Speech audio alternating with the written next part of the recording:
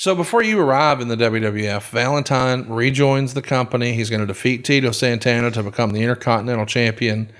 And, you know, with Tito and Greg, they really become sort of the workers' champion in 85. And I know you've taken issue with that classification before whenever we've referred to the Intercontinental title as the quote-unquote workers' belt. But, you know, Tito and Greg, two fine guys to headline any sort of B show in that era, right?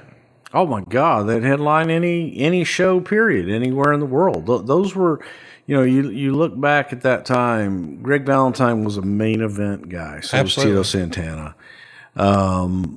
When you compare it to Hulk Hogan and whoever Hulk's dancing partner at the time was, okay, maybe it's not the top match, but you could put it anywhere you want. A-Town, B-Town, C-Town, F-Town. And that was a huge main event because Greg just was that kind of a star. He had a star appeal, and so did Tito. I want to be clear. I wasn't trying to be dismissive of those guys or their talents. I've just always been under the assumption that those, we'll call them secondary titles, were in place because occasionally your world champion wouldn't be available and you needed something to be in your main event. Do I have that wrong?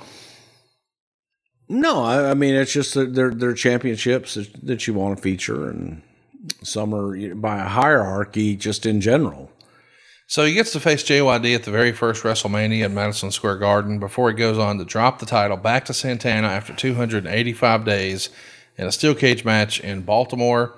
Valentine then destroys the title after the match, so we introduce a new title, which is the same title that we covered over at adfreeshows.com on Title Chase.